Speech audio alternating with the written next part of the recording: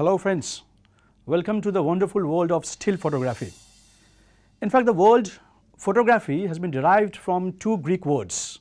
One is photos, another one is graphos, meaning drawing or painting with light. Like all other painters, in fact, we also paint. But instead of using canvas or paper, we have been using our film or digital sensor. And instead of using oil color, watercolor, we are using light as a medium of painting. So if you want to take photographs, you have to understand all the basics and the characteristic features of lighting. First of all, always try to concentrate onto the different sources of light. How many sources of lights are there actually? Broadly, two different kinds of light sources. One is natural light source, another one is artificial light sources. What are the different kinds of light sources of natural light source? Obviously, the sun, the moon, the sky, the cloud, fire, lightning. These are all the different kinds of natural light sources. So now, what are the different kinds of artificial light sources? We are very much familiar with different kinds of artificial light sources in our houses, in our colleges, schools, offices. These are nothing but all these kinds of domestic bulbs, the LEDs, the different kinds of these kinds of artificial light sources. I mean the studio lights, the HMIs, different kinds of, these are the man-made light sources. But when you are actually using either natural light source or artificial light source, do you ever consider a third one? What is that? That is nothing but the reflectors. So reflectors is another kind of light sources. That means there are actually three kinds of light sources. One is the natural light source, artificial light source, and also the reflectors. So rather than concentrating only a single light source, always try to concentrate on different kinds of effective light sources.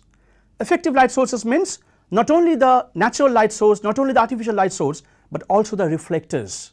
So always try to concentrate all kinds of light sources, which is known as effective light source. It could be our natural light, could be artificial, could be the reflectors. Now, as a photographer, always we work with the help of lights naturally. So first of all, you have to understand the different sizes of the different sources. In fact, all kinds of light sources have been classified into three types. One is a small light source, a medium light source, and a bigger or the broad light source. Let us understand the different kinds of light sources and their effects one by one.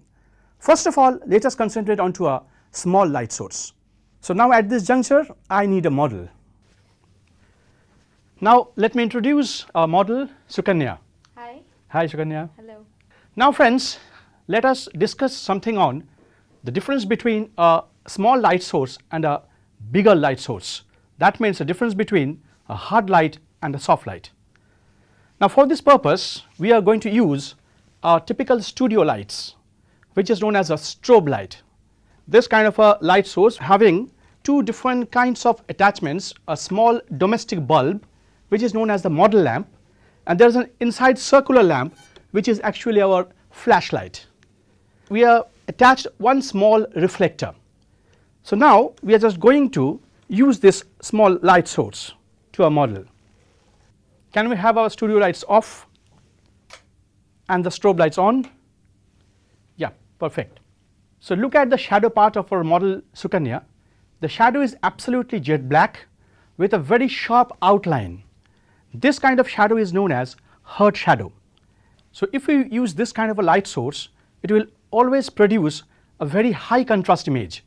High contrast means it is full of different patches and without having any details, without any tonal gradations actually. So the problem of this kind of lighting is always it will produce a very hard kind of light, and this kind of a small light source is termed as hard light source. As a photographer, we always try to generate a tonal gradation to give a third dimension in our object. So always we need a very soft kind of light sources.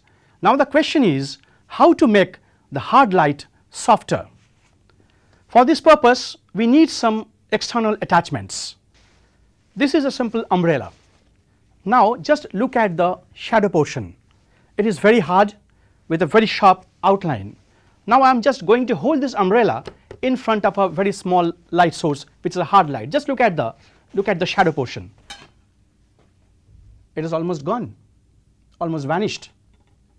So now we are going to get a very soft kind of shadow, or it is almost shadowless. Actually I have made my light source bigger. That means bigger the light source, softer the light, and smaller the light source is harder the light.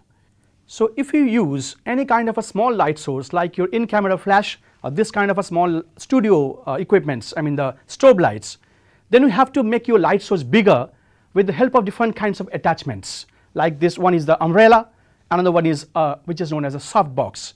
Now I am going to discuss another very important point. Just now I have told you that larger the light source, softer the light.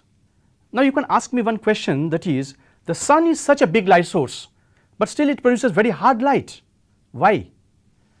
Because the softness or the hardness of a light not only depends on the size, but it also depends on the distance in between the subject and the light source.